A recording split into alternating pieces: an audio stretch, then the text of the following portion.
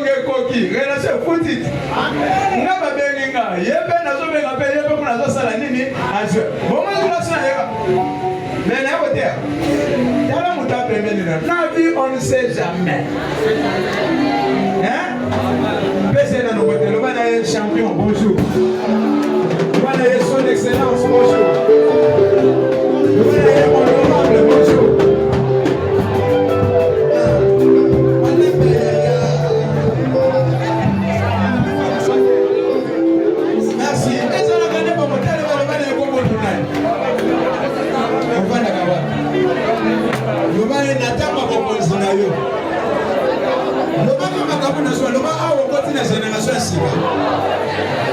La génération va champion, la génération va vainqueur, la génération va tomber Congo, la génération va changer l'Afrique. Est-ce qu'on sent que le niveau dans le maillot? Le président honorable bonjour, son excellence bonjour. Tango Boko Manaboko Zinayo, Okani Sangai. Ah, au côté de la génération ici. Génération va champion. Génération va vainqueur. Génération va entrepreneur. Génération va avoir succès. Génération va immeuble. Génération implantation. Génération rayonnement. Génération visibilité. Génération succès. Maman va dominer Congo. Maman va dominer l'Afrique. Maman va dominer le monde. Congo Sanangate. Je peux prendre le numéro là-bas. Et comme on dit, je n'ai plus d'argent. Je n'ai plus là. Je n'ai plus là.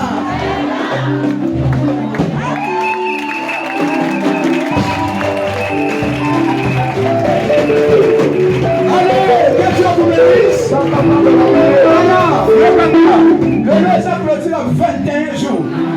On nous fait 21 personnes. Au revoir, génération de Bébé. Au revoir, génération de Souboua. Au revoir, la génération de Délibate. 21. Au revoir. Génération de Bébé.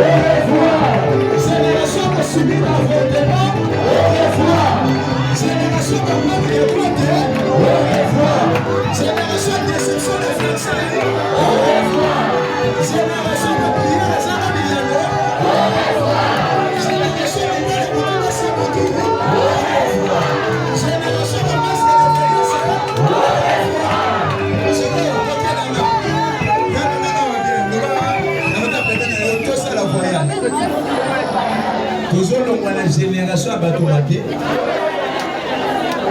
pour que la génération a pissou.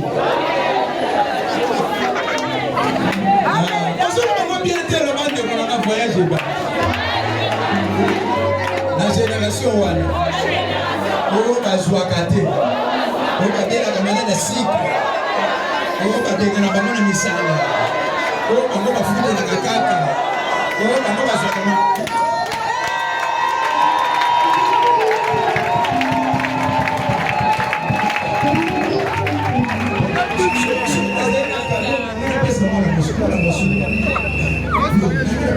Parce que tu le fais bien.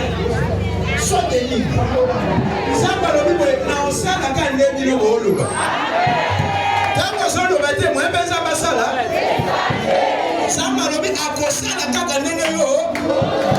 Bandela ngolo voyage c'est le mandelo.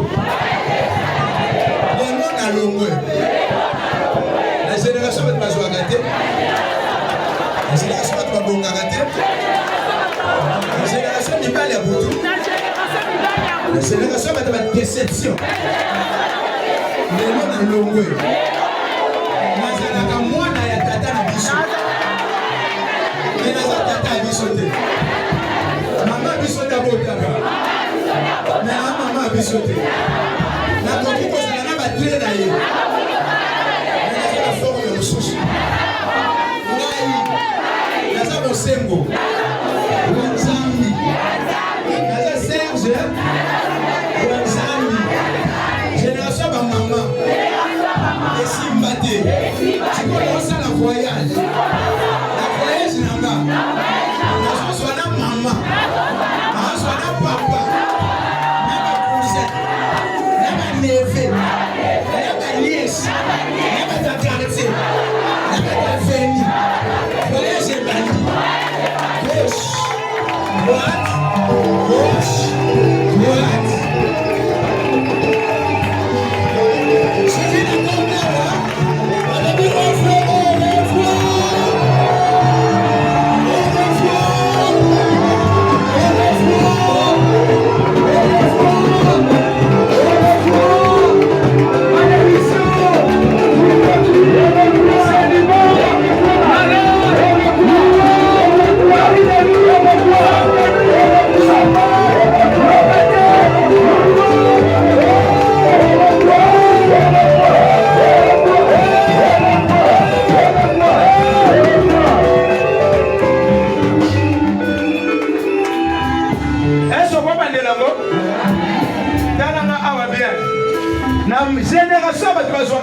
Na longwe na génération de baba la kate na longwe na génération de badia kana maboko ya batu na longwe.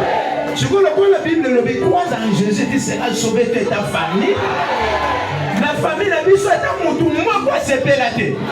Na zui papa, na zui maman, na zui ba yaya, na zui ba cousin, na zui na ba to quartier. Na tie bango na kata sac na ngai. Na ba ni voyage.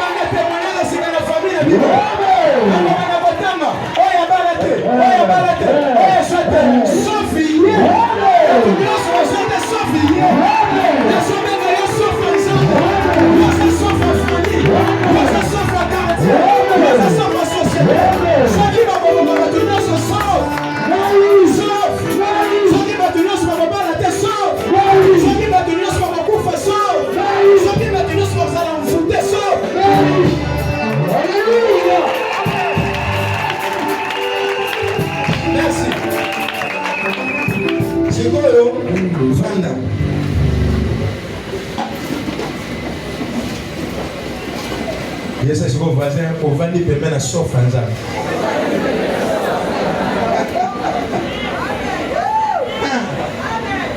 Ovandi pembeni ya batu nyonso balokama. Batu nyonso bakobwakela bango mbasu. Batu nyonso afandi babalaka te. Na mosala po bazwa yo fo simba kisi. Soki azwi seme na lopango wana elongwaka kaka.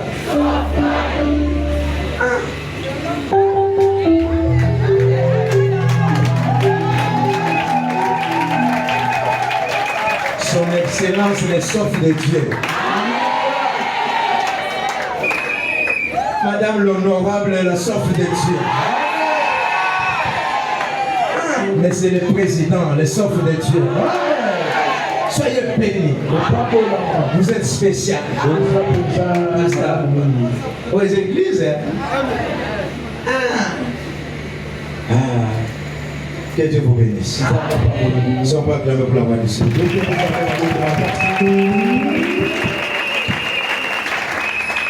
Nous avons un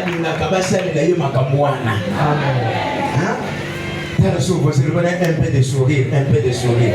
Un peu de sourire pour le Seigneur, un peu de sourire. Un sourire qui est utile pour la santé. Oui. Sourire est utile pour la santé. Vous avez gâté, je ne sais pas, pour vous quatre mais vous comprenez, ne voyez pas, on peut se l'envoyer à l'église. Moi, c'est un mobile, alors, pas l'homme à la gagne. Oui, mais bidon, ça va. Pourquoi c'est ça? Il faut pas me déranger, appelez les enfants.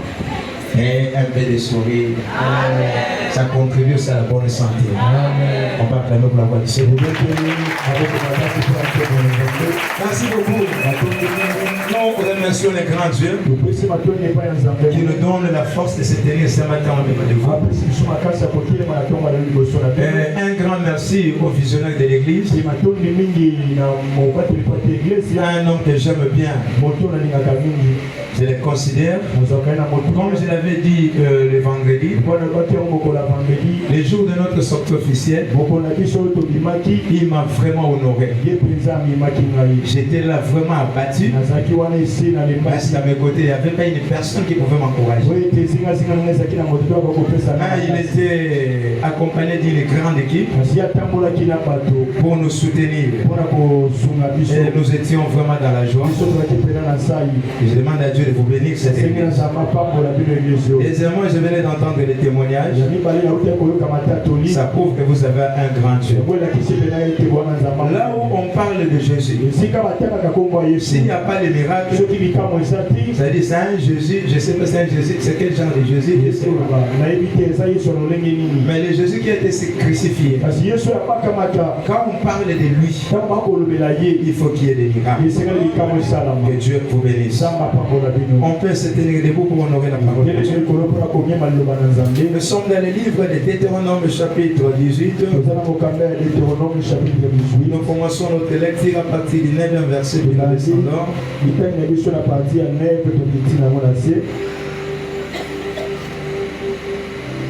À partir du 10e verset.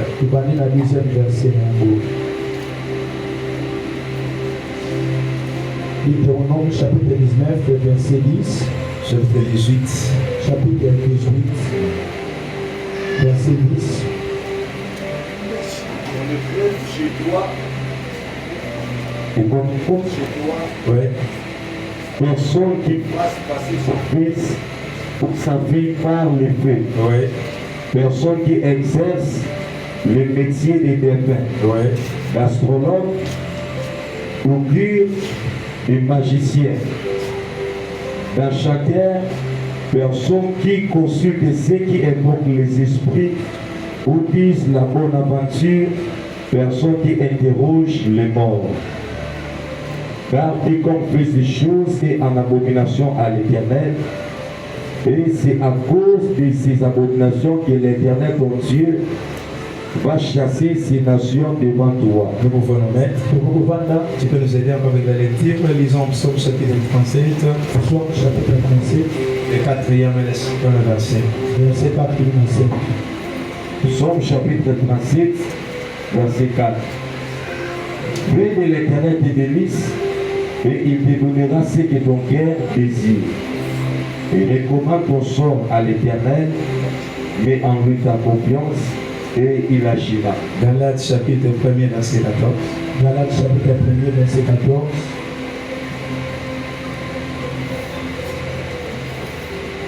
Galates chapitre 1er verset 14. Et comment j'étais plus avancé dans le judaïsme que beaucoup de ceux de mon âge et de ma nation, étant animé d'un zèle excessif pour les traditions de mes pères. Ainsi, le dernier verset, Romains chapitre 10, verset 13. Romains chapitre 10, verset 13. Romains chapitre 10, verset 13. Car quiconque invoquera le nom du Seigneur sera sauvé. C'est un amen très fort. Amen. C'est vraiment un amen très fort. C'est la vérité. Toi aussi tu le crois déjà. Car quiconque invoquera le nom du Seigneur sera sauvé. C'est un amen très fort, je crois. Amen. Acclamons très fort, gloire à Dieu. Je vais essayer de dire quelque chose pendant quelques minutes. Comme nous clôturons notre activité, nous allons aussi laisser la place aux visionnaires et conclure cette grande activité. Je vous ai suivi même sur Facebook. Vous avez passé de très bons moments dans la présence du Seigneur. Avec les grands thèmes, les combats des générations. Comme nous le disions le vendredi, il ne faut pas pédaler dans les jeux. Quand on parle de la génération, quand on parle des combats des générations, c'est-à-dire qu'il y a quelque chose qui arrive à toutes les générations. Tu dois bien réfléchir par rapport à votre lignée. Quelles sont les personnes qui ont marqué l'époque dans votre lignée? Quelle est l'histoire que toi tu as trouvée dans votre lignée? Et quelles sont les empreintes qu'ils ont laissées? C'est ce que tu dois comprendre quand on parle de la génération. Qui est venu avant moi? Qu'est-ce qu'il a fait? Et qu'a-t-il laissé comme les empreintes? Ça va te permettre de se situer. C'est qui est venu avant moi. Peut-être c'est un sataniste, un occultiste. Et voilà l'histoire que moi je suis venu, que j'ai rencontré. Voici les empreintes que j'ai trouvées dans la famille. Maintenant, moi qui prie Dieu, que dois-je faire? Qui est venu avant moi? Qu'a-t-il fait? Et qu'est-ce que je dois faire?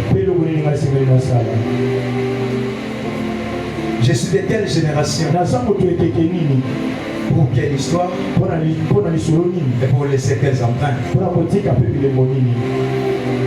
Mon père est de quelle génération? Qu'a-t-il fait? Ma maman est de quelle génération? Qu'est-ce qu'elle a fait? Qu'est-ce qu'elle laisse comme les empreintes? Et moi je suis de quelle génération? Qu'est-ce que je laisse comme les empreintes? Après mon passage, quel laisserai-je comme empreinte? Qu'est-ce que moi j'ai trouvé? Quand on parlera de cette église, tu dois d'abord reconnaître l'histoire. La racine de cette communauté, c'est qui? Il faut qu'on parle des prophètes Gédéon. Avec quelle histoire? Il priait sous la pluie, oui. Et quand il a commencé, peut-être il tâtonnait, il titubait. Il subissait peut-être des insultes. Ça c'est l'histoire. Et maintenant quelles sont les empreintes? L'église au Gabon, en Angola, en Allemagne, au Canada, aux États-Unis. Ce sont les empreintes laissées. Qui est venu avant toi? Quelle est son histoire? Qu'a-t-il laissé comme empreinte? Et toi tu es de quelle génération? Tu laisses quelle histoire? Quelle empreinte? Quelle laissera-t-il à tes enfants comme histoire? Est-ce que le Congo parlera de toi? Est-ce que dans cette église on parlera de toi? Est-ce qu'on parlera de tes enfants?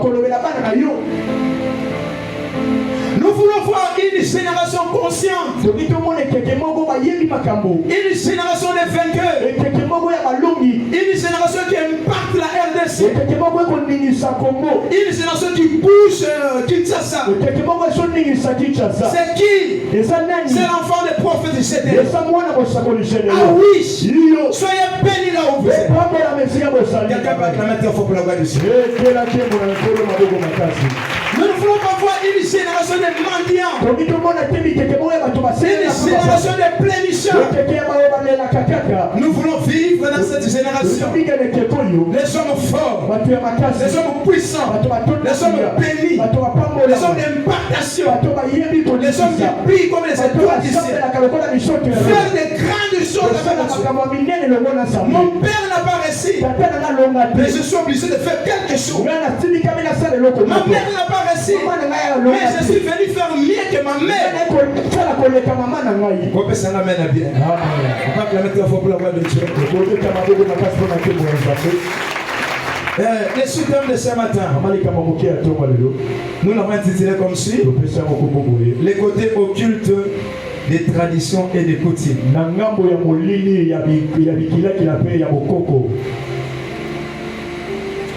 où nous venons de lire la Bible, Dieu est en train de donner des interdictions pour son peuple. Et ce que Israël avait fait à l'époque, c'est ce que nos parents, nos grands-pères ont pratiqué aussi dans les temps jadis à la résolution de leurs problèmes. Pourquoi nos grands-parents, nos parents ont touché les fétiches? On cherchait à pratiquer les coutumes. Pourquoi la coutume domine dans nos familles, dans nos générations? Parce que nos grands-parents, nos pères, nos arrière-parents, les générations précédentes, première cause, ils ont touché la magie. Ils ont utilisé la coutume. Premièrement, c'était à la résolution de leurs problèmes. Pour chercher à résoudre un problème, ils faisaient recours au diable. Ils faisaient recours à la coutume. À l'époque, on ne cherchait pas Dieu comme aujourd'hui. Un problème arrive, il faut voir les magiciens. Dès qu'un problème arrive, il faut pratiquer la coutume. Dès qu'un problème arrive, il faut invoquer les esprits. Ce qui s'est passé dans l'état jadis, ça s'est passé aussi aujourd'hui. En pratiquant de telles choses, tu es en train de livrer tes enfants au diable. Tu livres ta progéniture au diable.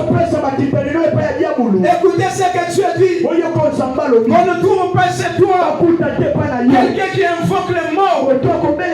Mais aujourd'hui, la même personne qui est à l'église pour prier Dieu, en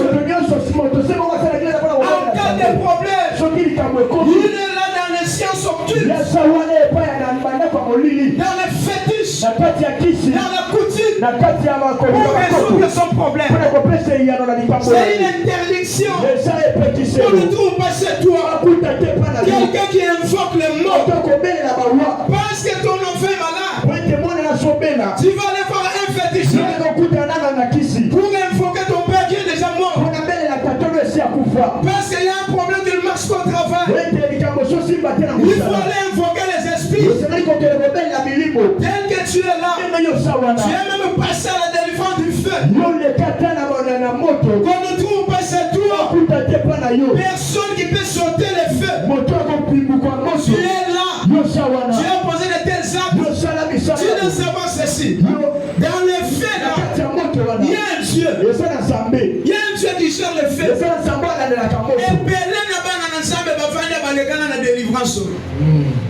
frère, tu peux relire le verset. Deutéronome chapitre 18. En pratiquant de telles choses, tu risques de sacrifier ta destinée. Tu peux même sacrifier ta progéniture. Maintenant, c'est ton grand-père qui a posé de telles choses. C'est ton père qui a posé de telles choses. Que deviendras-tu à la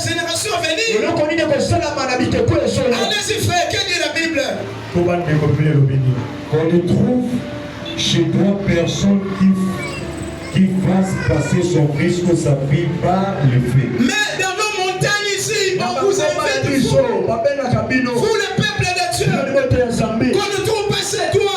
Quelqu'un qui fait passer son fils au feu, dans le feu. Quelle est cette délivrance? On allume le feu avec le bois. C'est une interdiction. Si tu es déjà passé par là, sache que tu as un problème spirituel. Qu'on ne trouve chez toi personne qui invoque les morts. À la résolution d'un problème, vous avez invoqué les morts. Vous avez invoqué les esprits. Tu as fait traverser le feu avec tes enfants. Parfait si c'est tellement ça va délivrer kon na ba moto ba solution maka ya milinga. Ce qui m'ont doyen de ce que nous y a quand que nous kokati ça. C'est une interdiction. Personne qui invoque les morts pour résoudre son problème. Personne qui invoque les esprits pour résoudre son problème. Personne qui peut faire passer son fils par les feux. C'est une abomination. Ton père a fait ça. Ton grand-père a fait ça. C'est par là que vous êtes livrés au diable.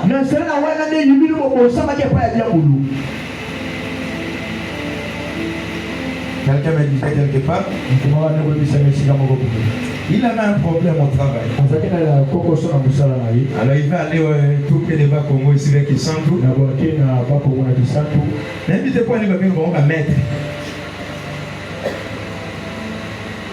Maître. Oh. Maître, il y a des maîtres. Vous pouvez avoir un matricule 0-0. Un matricule, hein? 0-0. Pasteur. Mais c'est pas une enveloppe. Tiens, moi. Je peux s'y mettre enveloppe, il y a $1000. Maître a dit servir. On va bâtir sur un salaire Sofio. Je peux s'y invoquer. Mais invoquer Tata n'a pas moi à Koufa. Mes frères a dit 1000. Papa bango atali mo papa bango akufa bimi. Ese abi balongoli bino na musala pona boye. Mais na yebisi yo lengo ye awa simbanga simbiye abi kende ka butu ti o simba pa otanda. Na tongo bima zo bima ko. Na kutana na yo na ko bale soko. Abimi na nyanga simati abimi pe.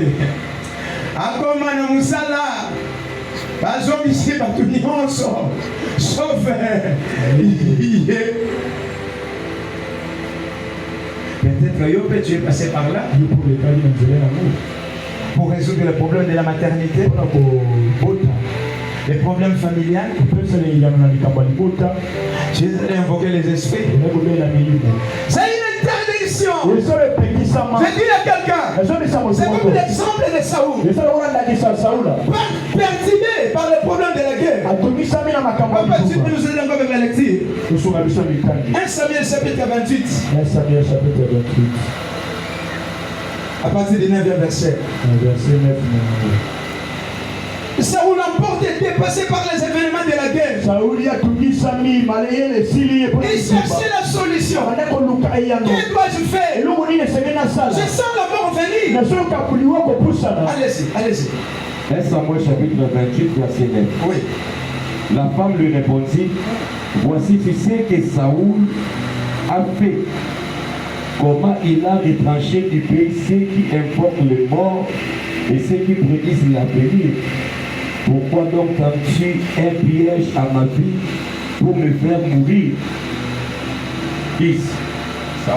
Saoul jura par l'Éternel en disant, l'Éternel est vivant, il ne t'arrivera point de mal pour cela. 11. La femme dit, qui veux-tu que je te fasse monter? Il répondit, fais-moi monter Samuel. Lorsque la femme prit Samuel, elle poussa un grand cri et elle dit à Saoul, pourquoi m'as-tu trompé? Tu es Saoul. Le roi lui dit, ne crains rien. Mais que vois-tu? La femme dit à Saoul, je vois un Dieu qui monte de la terre. Il lui dit, quelle figure a-t-il? Et il répondit, c'est un vieillard qui monte et il est enveloppé d'un manteau. Saoul comprit que c'était Samuel et il s'inclina le visage contre terre et il se prosterna. On acclame très fort pour la voix du Seigneur. Saoul, dépassé par les événements de la guerre, il ne savait pas quoi faire. Il voyait la mort venir. Il voyait l'échec venir. Alors il dirait ceci: pour résoudre ces problèmes, je suis obligé d'aller invoquer les morts. Il va aller voir la magicienne pour lui dire ceci: invoque-moi un mort pour me prophétiser par rapport à ce qui va arriver bientôt. Saoul est allé invoquer un mort pour chercher la solution à ses problèmes. Aujourd'hui aussi à l'église, il y a les gens qui invoquent les morts, il y a les gens qui invoquent les esprits, il y a les frères qui pratiquent la magie pour résoudre son problème. Quand tu fais de telles choses, tu risques de livrer ta destinée. Tu risques de sacrifier tes enfants mondiaux. Tu risques de sacrifier la génération montante. Ne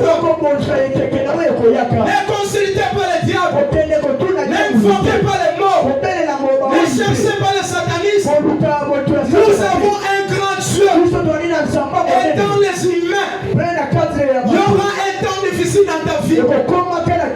La Bible a tout résolu. Il y a un temps pour pleurer. Il y a aussi un temps pour jouir. Pendant le temps de la désolation, n'invoquez pas les esprits. Quelqu'un m'a dit ici, on appelait les morts. Morts encore, c'est qui? Nous avons les vies. Parlez des vies. On ne parle pas des morts. D'ailleurs, il s'appelle mort. C'est-à-dire, il mourra. On parle des vies. C'est lui qui est dans nous. Le plus puissant. C'est lui qui est dans le monde. N'allez pas voir les magiciens. Quand tu auras un problème, il est écrit: recommande ton sort à l'Éternel. Et mets-lui ta confiance. L'Éternel agira.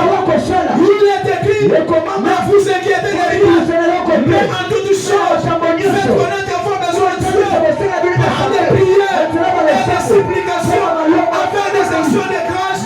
Et la paix de Dieu, qui surpasse toute intelligence. Regardez-moi la paix de Dieu. Regardez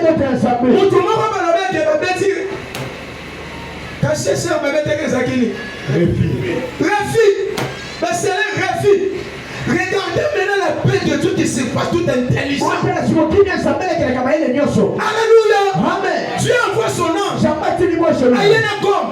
Comme le prophète l'a dit, a effacé à moi sans qu'on remarque, sans douane. Qui pas quand même pour avoir dit ça? Ne donnez pas ton argent au magicien. Ne donnez pas ton argent au satanistes. Ce sont les pharisiens. Celui qui guérit est au ciel. Il s'appelle Elohim. En cas de problème, mets-toi à genoux.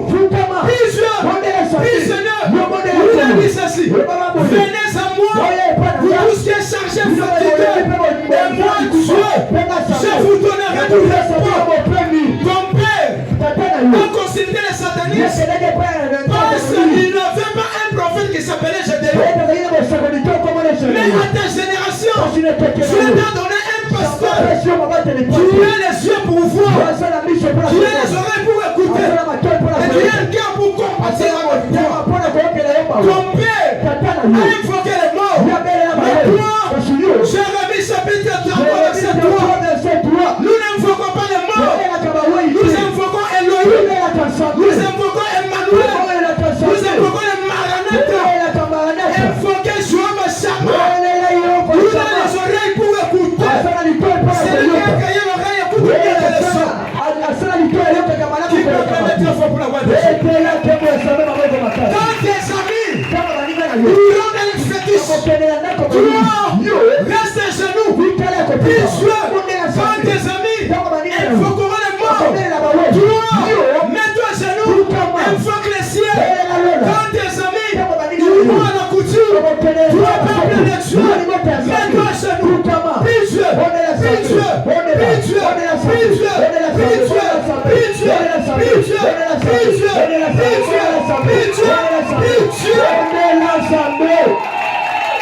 Comment vous invoquez quelqu'un qui est déjà mort? À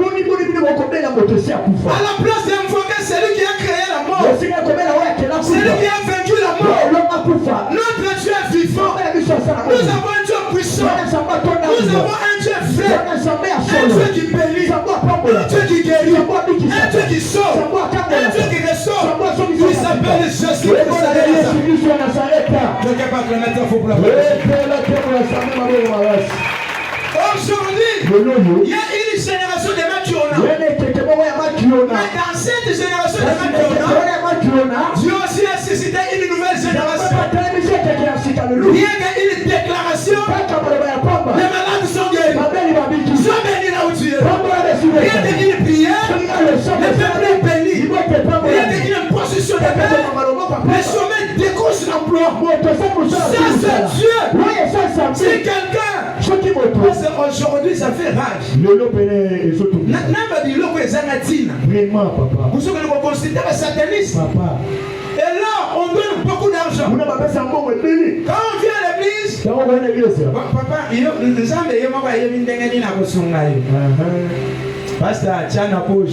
Amen. croyons en Dieu. Nous avons un grand Dieu. Le tombeau est vide. Jésus est vivant. Nous prions un grand Dieu. C'est un Dieu qui donne les choses à faire. C'est un Dieu qui fait marcher les boîtiers. C'est un Dieu qui trace les chemins dans le désert.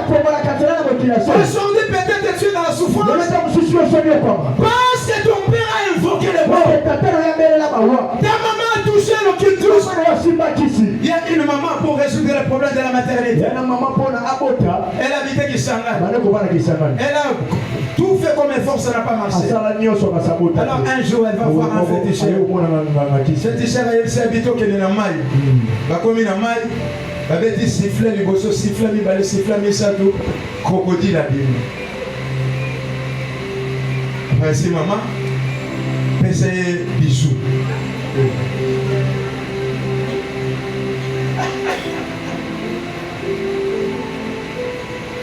Nami susa zalaka nga balova kangate olingaka lova yango wana kasi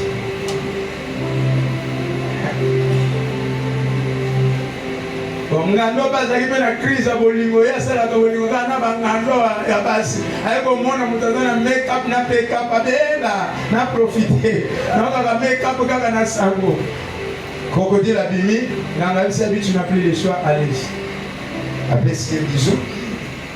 Est-ce qu'on va faire ces bisous? Est-ce que c'est bon? Joie liquide oyo, qui est dans la sokomi dans la beaucoup de respect. Pour piriger liquide wana. Après 30 minutes, on va faire la gaz, on va faire la liquide. On va liquide wana, passe là yango mela. Si on passe là yango meli. Après quelques jours, on concevoir. Le monde spirituel existe. Hein? Oui. Le monde spirituel existe. Attention. Tu dois beaucoup prier le Seigneur. Tout peut arriver si tu n'as pas Jésus. Amélie Likiwana, après 30 minutes, et Sili, un mois après, à concevoir. Pasteur Bongo. 9 mois après à Boti. Moi, à Boti. Ninja Kosa.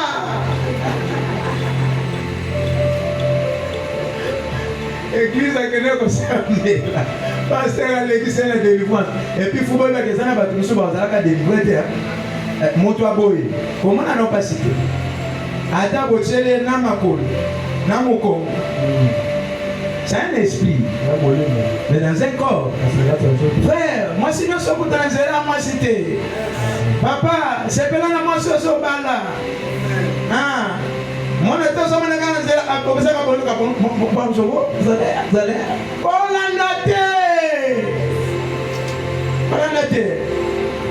bakotisi l'église kabo éveillé nanenga zobima pasi amoni te ekona ndeti le Saint-Esprit.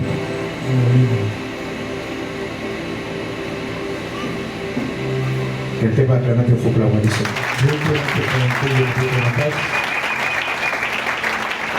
Pour résoudre ton problème, tu n'as pas besoin d'aller voir le marabout, le satanisme.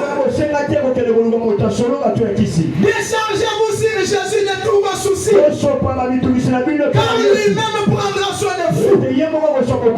Si tu es passé par là par l'ignorance, allez voir ton pasteur.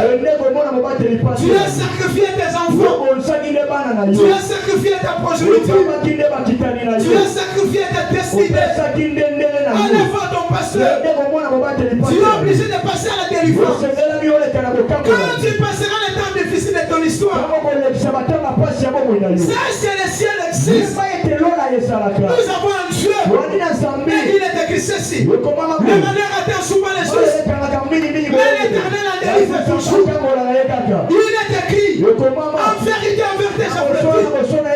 vous vous plairez, vous vous lamenterez, vous vous serez dans la tristesse. Ça arrivera un jour dans ta vie.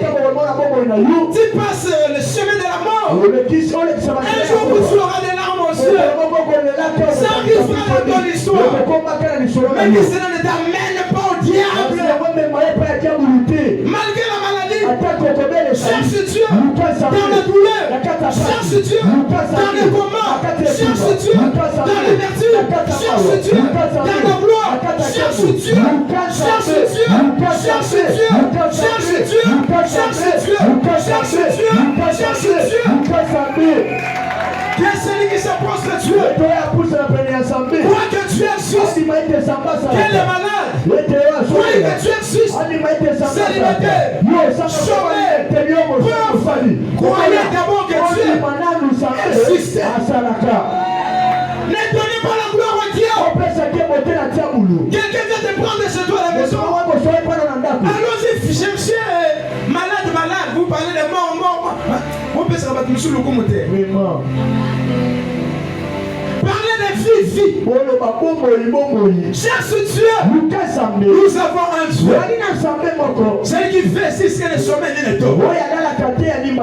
Nos parents ont touché à l'occultisme. La première cause était liée à la résolution de leurs problèmes.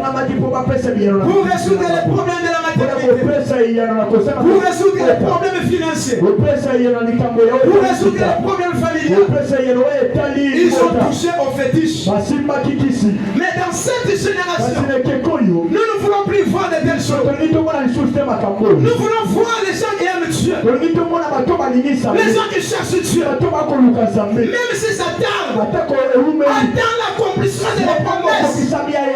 Ne mélangez pas Jésus avec le fétiche. Même à l'église, heureusement ici, c'est une bonne église. J'ai entendu dire ici, un prophète qui prophétise la mort. C'est ça, papa. Attendez. Pasteur ou bien pasteur? Pasteur.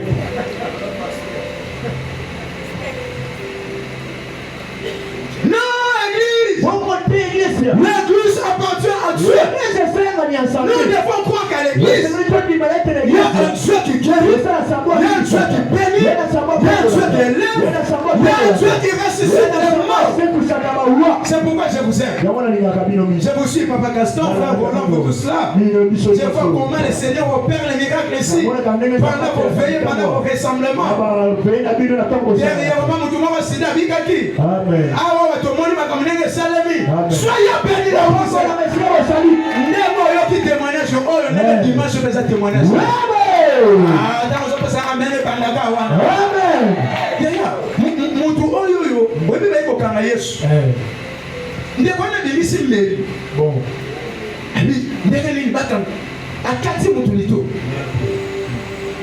Na Yesu abi, bien ka Mungu na nanga.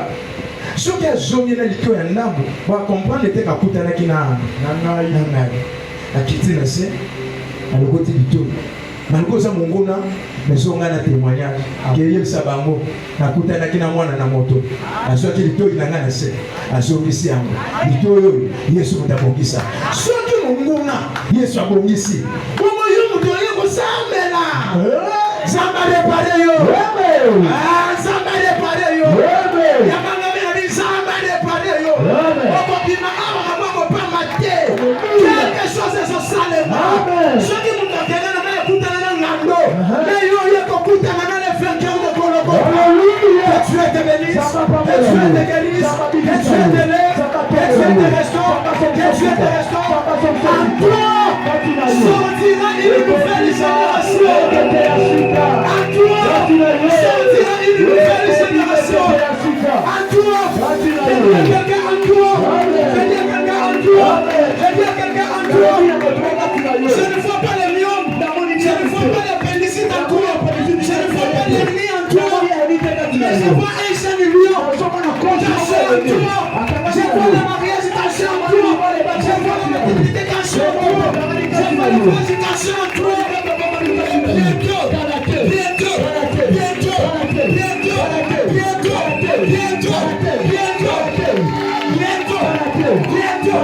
bientôt quelqu'un ici c'est pas la main de Dieu quelqu'un ici je vais te prendre comme ta fille tu vas quitter la forêt pour affronter Goliath là où les éléments échoués là où ton papa échoué mais toi tu es l'éternel c'est par toi tes Goliath tomberont c'est par toi tes Goliath tomberont et c'est par toi que les noms de ton père seront connus.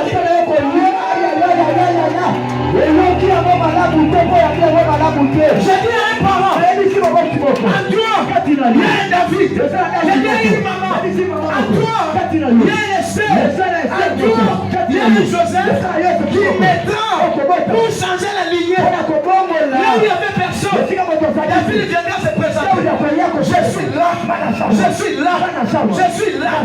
Eliab a échoué, mais moi je suis David. Je peux corriger ce qu'Eliab a fait. Parce qu'Eliab n'a pas tué, mais moi je suis tué. Un Dieu fait. Toi qui es venu bien pour nous. Tu es David de Alléluia. À toi sortira un David. Bisika au mutabimate. Yesu voisin heureusement et pas na biso na bota. Heureusement pas na biso na bota. Kala bien heureusement pas na biso na bota. Heureusement pas na biso na bota. Ba ndelo le heureusement que pas na biso na bota. Heureusement que pas na biso na bota. Elles sont pas clamées pour la voix du Seigneur. Mais touché par un fétiche. Avec habituel. C'est possible de faire le mieux que tes parents. Avec habituel. C'est possible de faire bien que ta mère. Toi, Jésus, la solution est possible. Nous avons un Dieu qui donne la solution à nos problèmes. Et si c'était ça la cause réelle,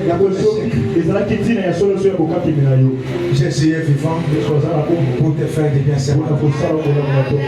Deuxième cause, nos parents ont touché. Alors qu'est-ce qu'ils sont fétiches? Pour chercher la protection. Dans les temps jadis, chaque famille avait leur Dieu. Si c'est frère Roland qui est le chef de la famille, il est obligé de toucher les fétiches, c'est l'exemple de papa, pour sécuriser tous les membres de sa famille.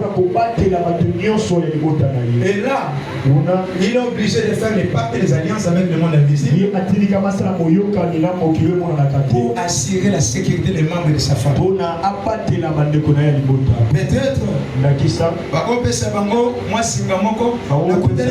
pasteur singa be pasteur biso ba pesa biso biloko bokoko ata to zili na mai to kufaka te nasa be petit ko sakana na te mai ya mwana zolo ba ya forage ou bien mai ya kalamu te ya kalamu to ba kufa nasa petit ba suis on ça ba chone hélicoptère ba boîte yo l'océan yo bima l'océan yo bima na kisasa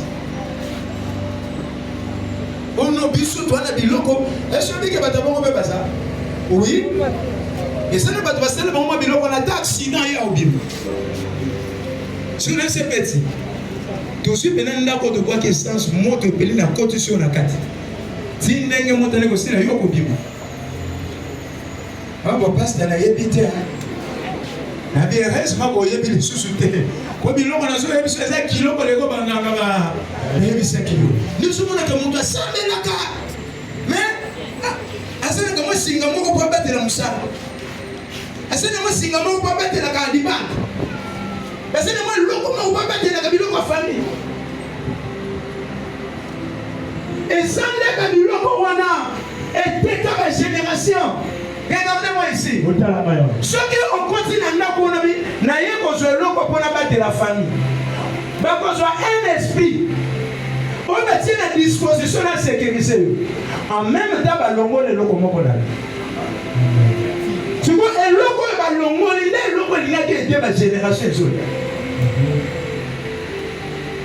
Et puis, on commence à faire la publicité que nous avons un souka.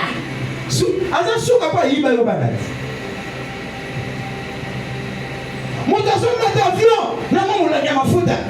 Montazo avion. Kanindela ngo Gaston yo mutolo baka anglais ngo wana. Mo otina nga bakangela nga batunyo so na takana maboka ba Mungu na. Avion ko ni kilo po ba Mungu eleki. Asambela kanzambe mazana ko singa moko boy. Dans les temps, j'ai dit qu'ils ont pratiqué ça parce qu'il y avait un vrai Dieu. Mais dans cette génération, il est écrit, si Dieu les fait, si Dieu les garde, c'est lui qui fait, veille en vain. Il y a un Dieu qui peut te protéger mieux que ton père. Je pose la question aux parents. Nani autant de comme il y a la sécurité de bébé.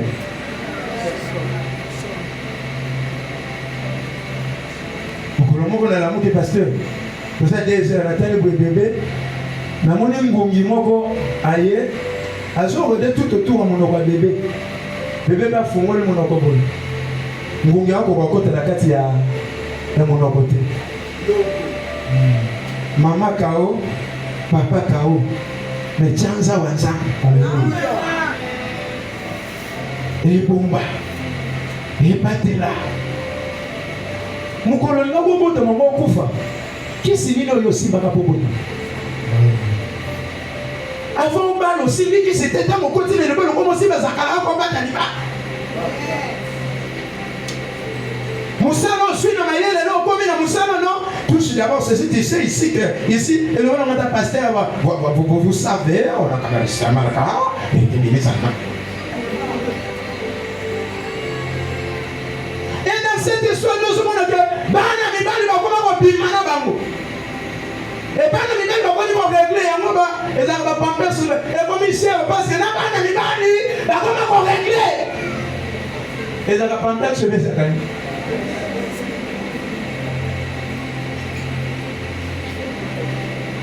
homosexualité continue nous sommes pas nini na gagner quelque chose na battre la vie nanga. Non frère, nous sommes une génération qui croit en Dieu. Il y a que Dieu qui sait mieux sécuriser. Tu veux la sécurité. Il est écrit, l'ange de l'Éternel campe tout autour de ceux qui croient en Dieu et les arrache au danger.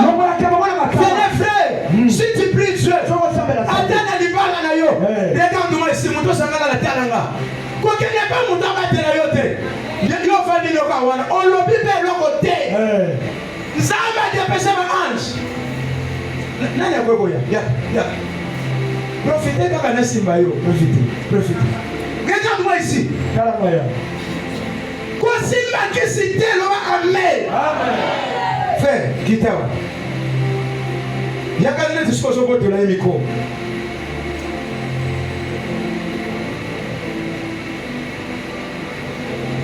Madame Lisusu.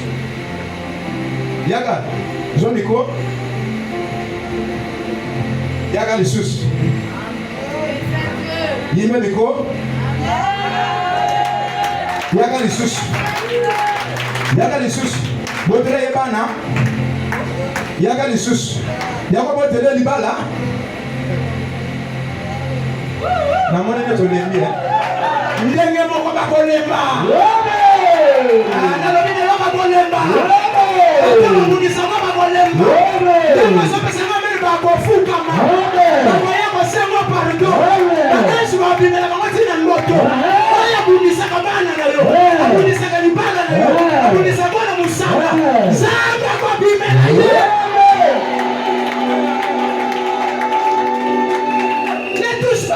Pour la sécurité, pour la voie de la main. Il y a un grand frère Nanga, a Jean na Musala, a Yemu comme sur la Musala, à côté de la Biwa, à côté de Nyoka. Nyoka Bakati Moto. Makila. Moi, à côté de la Biwa, c'est un pasteur. Ça ne va pas. Ni, Abiyaka. Nyoka. D'accord. Olongoli nyoka. Priez kota. Aïe sur kota même pas quand na bodo. Longola, allô. C'est la bon. Tout ça c'est non formé. C'est le lot. C'est là bas bango nyoso ba yo kota na veta. Tokolo amen. Amen. Nous sommes intimidation quand il en colle. Amen. Est-ce que quand on sort qu'elle est, son communiqué à l'immotion à porte à bureau là, ça va vous.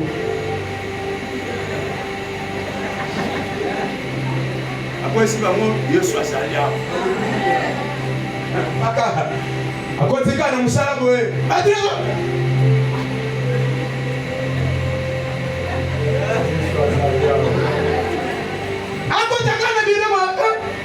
je suis il y a du colon makasi avec le pasteur balobi na zuta bien ya mona biloko mona pensa bitu mapesa nini bale gro pardon ezala kingalite omoni yende mutatina kinga ezala kiyende mutalobaki kutu ngana simpliaki bango batika mosala bongo ndenge moko na yo batu nyonso baloka bino ya mobatama zamba kobimisa bango libanda oyo nyonso bwaka bakisi zamba kotina kolongola bakisi oyo nyonso akela yo mabe ye moko kosibi konsequence ya Dieu qui fait à notre sécurité moutoko sayote kene kosiba iso y. Nous avons un Dieu. Elohim est là. Les lions de la tribu de Juda. Il est là. Les lions. Ce qui est à Goya, le col à Ngouma.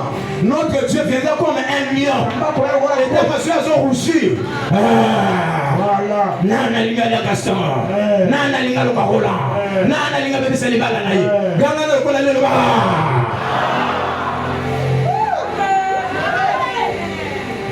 Quelqu'un va te mettre à fond.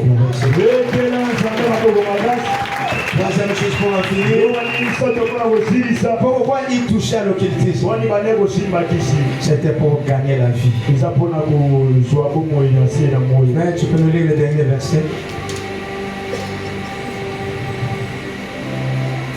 Genèse chapitre 14, verset 21. Genèse chapitre 14, verset 21. Fais vite, frère.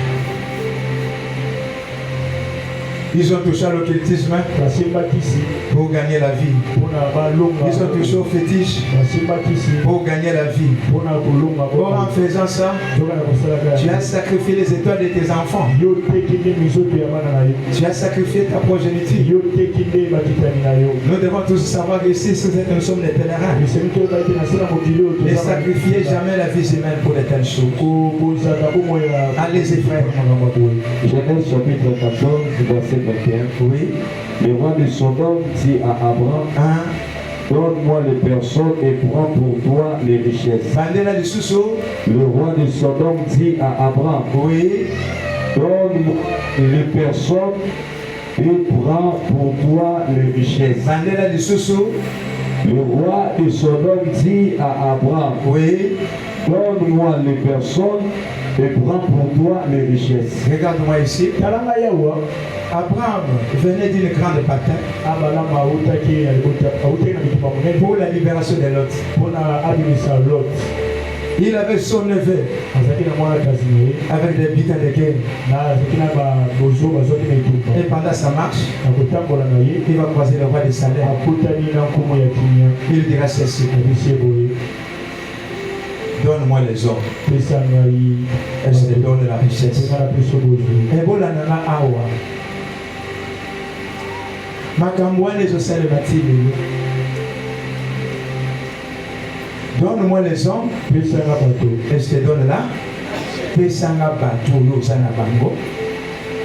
Pardon église, la dit pasteur Mokowa. Pasteur, bateau bati poto ba millier 3 millions de dollars. Laissez bien au son l'église, le pan de ton église. Tu peux son moment et même penser que c'est tout ya bandini. Donne-moi les hommes et je te donne là. Awa bakaba batou. Bakabi ma génération. Et ça ne m'appelle. Napesa yo mongo, yo kabela na bana mibali nyonso bakobota na linya na bino.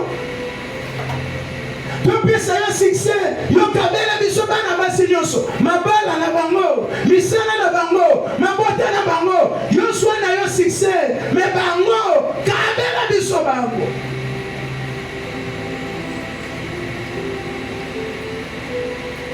Le kolinga pété. Vous avez kana mutu moko na famille, vous dépendez na ye. C'est pas de l'orgueil, tu le dis amen. Mon frère féministe. Dans ma zati ministre, pasteur Yaga, tout seul l'été. N'a qu'un lupa mon ego bandeko, ou quand yo na trao, ou mezanengeni. On dit que na famille de bon sang melawana, faut équilibrer ça là. Je ne vois pas moi, mais tu es le plus malheureux. Hein? Ah oui? Pasteur, prêt? Non. Pourquoi on dit que tu as vu ce que tu es pas né? Hier, quand tu es là, tu as vu ce que tu es. Pasteur, ça va bien. Mon colombo. Alors, mon gars, ta famille va aller belé na balaba. Son excellence a porté dans le ministère des États foufou. Pourquoi attention à la voix pima, mango la gataloupa. Charles Généki. Par là dans le babou.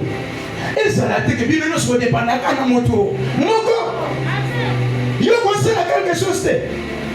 Yo quoi pour gâter. Yes, ça l'a mis le poison. Ce qu'il y a, toi tu es un tueur. Tu connais ma main à bien. Pourquoi mes esclaves à mon tout est personne ma main à bien. Il y a un peu de série qui peut me dire que c'est un grand ami qui. Grand ami qui n'a pas le matin, un grand ami qui ça. Vous savez qui? Il y a mon la continue de la Yubilo Kopoto. Il y a la Yapeta Bangoulou. Hein? Il y a la Missili, il y a la Pondou.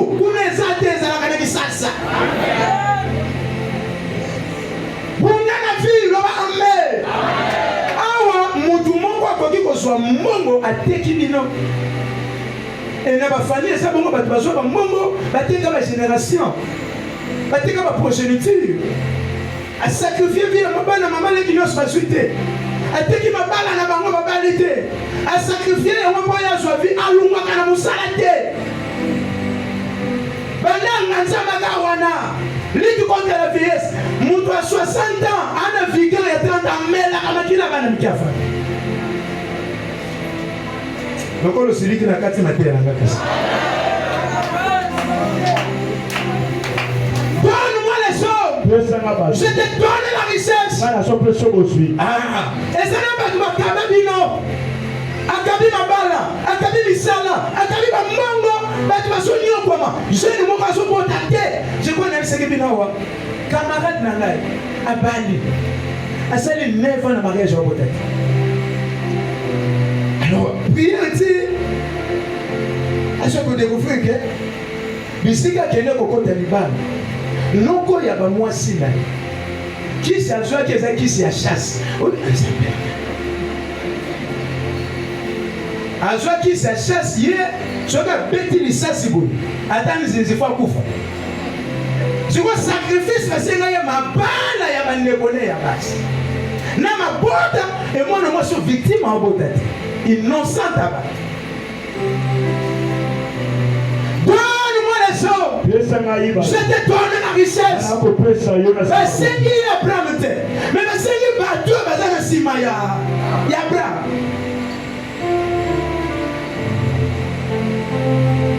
Le Namongo Makasi, résiliation des contrats. Namongo Makasi, Zamba Yokayo, Nayomoko Yokayo. Si tu veux gagner la vie, trois choses. Au lieu d'aller chercher le fétiche, la première, la prière. La prière nous donne une sauf rien. Prie Dieu. Si tu veux gagner la vie, tu veux réussir dans la vie, la première chose, prie Dieu. La prière nous donne tout, sauf rien.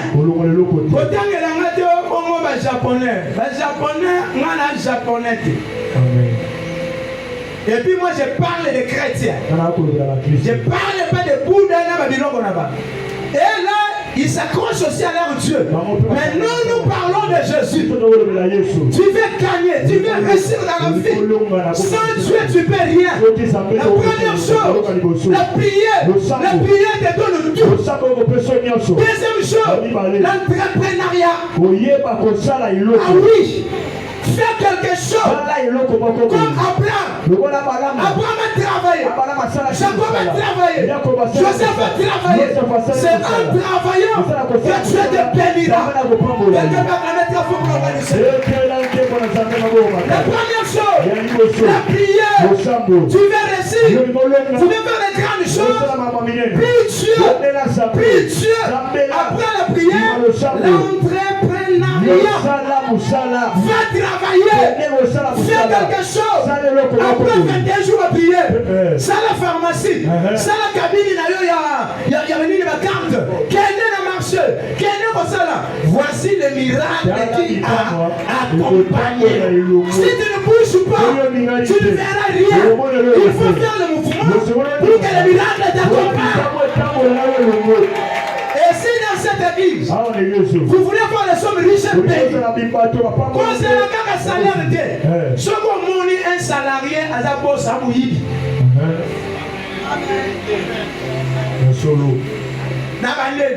un salarié, boss, à Mouyibi, il y a pas de bon, il y a une chose, c'est la monnaie. Tu peux être un salarié, aller dans l'entrepreneuriat. Il est écrit, je bénirai l'œuvre de tes mains. Je t'encourage. Je sais que dans le Congo, tu vas s'arrêter. Je suis un pasteur, je suis obligé de dire l'entrepreneuriat. Là, on fout ton salaire, mais on ne pas de bénéfice. Imaginez-vous, ok, les gens ont eu bénéfice à $100 000. Vie de combien? Quelque part, la mettre pour la voiture. Ne touche pas le fétiche. Prie Dieu. Deuxième chose, va travailler. Chaque chose de son temps. Il y a un temps pour regarder la télé. Il y a un temps pour aller travailler. Il y a un temps pour le Facebook. Il y a un temps pour le travail. Il y a un temps pour les ensembles. Il y a un temps pour le travail. C'est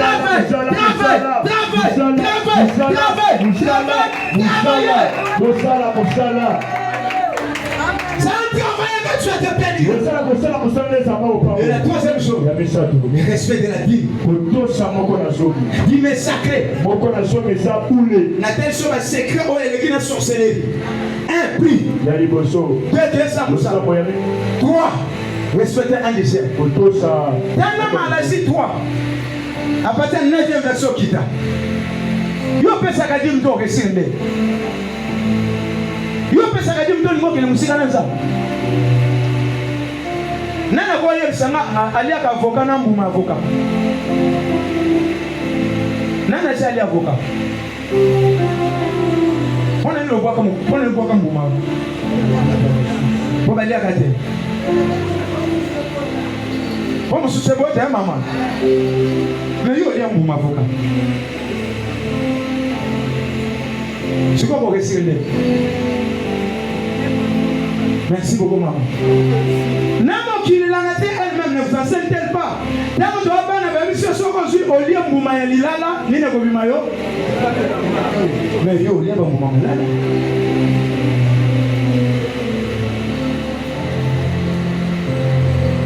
Oui, il y a Kamatiti, Babé Kavene. Herbivore. Oui, il y a Kamishoni. Carnivore. Bon, il y a Kadim. Dimorphore. Même si aujourd'hui tu perds ici, mais demain tu tomberas. Tu perds ici, tu vas faire des grandes choses. Ne touchez pas l'occultisme, ne touchez pas la magie, ne touchez pas les fétiches. Prie Dieu, viens à travailler toute la nuit, sans rien prendre. Mais quand il a croisé l'homme de Galilée, Dieu a transformé son échec à la réussite. Si cette idée, aucun sataniste, aucun sorcier n'a été béni comme David. Jamais. Et le Dieu qui a béni David, il te bénira aussi. Le Dieu qui a élevé Salomon, il te élèvera aussi. Quelqu'un peut dire Amen très fort. Je vais finir par là. Nous sommes une génération qui a confiance en Dieu. Tu viens ici, je vais prier, je vais ici, je vais travailler, je vais ici, je vais tourner la vie. Priez, priez, frère, priez, bien-aimé, priez, bien-aimé, priez, bien-aimé, priez. Je sais que ça va être encore la contradiction dans le monde. Est-ce que pour moi, réussir au Foka à Sangé? Dans l'émission, les Japonais, bazalaka na mwa biloko na bango ya Japon. Na Inde bazalaka na nyoka na bango. Mais biso doit la chrétien. Il faut croire la prière. Que la prière nous donne tout. Et ça n'est pas que tu vas s'améliorer. Ça va foumoyer les bango va pas. Et ça n'est pas que tu vas s'améliorer. Bazo ban. Et ça n'est pas que tu vas s'améliorer. Bazo ba visa. Et ça n'est pas que tu vas s'améliorer. Bazo misala. Et ça n'est pas que tu vas s'améliorer. Bazo ba nak. Dans l'église, maman Moko, avant d'aller à Banabas, avant de maman Saint, le pasteur, n'a pas posé na botte moi na mobile, mais na botte échographie babé à ça moi na moi. Si on lit n'a pas maman na ya mobile, tout na façon so dima.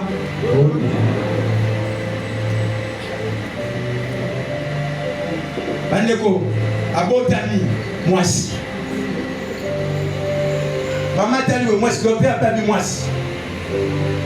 Ceux qui te commencent à là, tu dois savoir que devant toi, il y a un Dieu qui peut tout, qui peut guérir, qui peut te délivrer, qui peut orienter. Est-ce que Simba Kaka, moi, Golo, et ça, les macaques, à Lili, maman, moi, maman, paix à la docteur a été.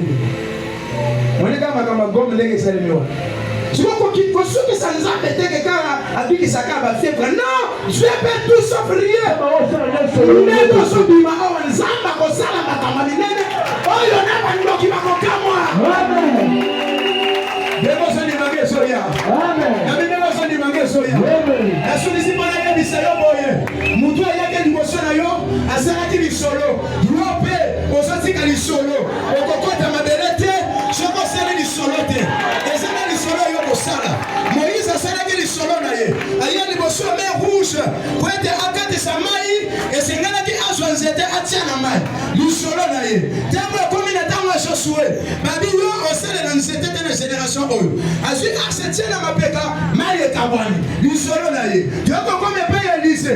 Élise biso na kera ange moloba. Josué si asalaki yango. Azwi manto abeti na mai ekabwani. Yoko komi na génération ya Yesu.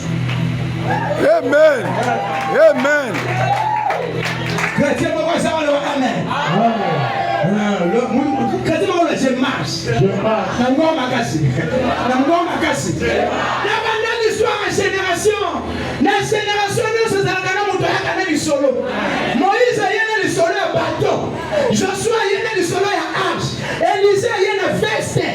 Yesu habite. Je n'aye na bateau ba Moïse ici. Soki na bina kota na Jourdain na makolo ba Joshua ici. Soki pe na longo ni veste na beti ba bi Élisée ici. Atala ngo bite. Josué asala yaye, Moïse asala yaye, Élisée asala yaye. Ngape na osala yanga. Koko na biso asala yaye, papa biso asala yaye, ngape na osala yanga. Tata mwasi asala yaye, noko nanga asala yaye, ngape na osala yanga. Tata ya Jésus, alabiboye. Jésus marche. Aye kosala makambo Moïse asala te. Yo pena no sobino. Lokola Christ atamolaki. Yo posa chrétien. Il est écrit. Je vous ai donné le pouvoir de marcher. De marcher. De marcher. Awo sobima na piye. Oko tamola Nicolas Liwa. Oko tamola Nicolas Monique. Oko tamola Nicolas Mbe. Oko tamola Nicolas Balia. Oko tamola Nicolas Benediction. Oko tamola Nicolas Bakame. Atana kata bandoto na ye. Kaboloto kabozo marcher. Ici ka papa kweyaka. Yo so marcher. Ici ka tata mwese kweyaka. Yo so marcher. Ici ka bandoko bafuka. Yo so marcher. Ici ka ndoko kufa. Yo so marcher. Na anju o tata mwese kufaka. Yo so kofomi wana. Na so marcher. Marcher. Marcher. Ukale tamola. Usale tamola. Mwe tamola. Lese tamola. Lese tamola. Oyo koko salate. Loko salate. Oyo loko salate. Loko salate. Loko Yahweh. Yahweh. Letala milikolo. Letala milikolo.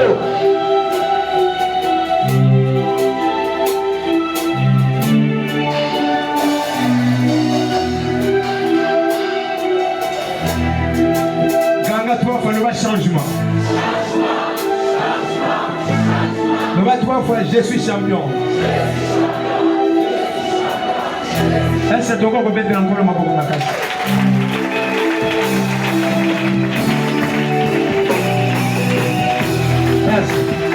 Est-ce que les mélicolo? La banine va papa. Beaucoup d'histoires. Au petit histoire.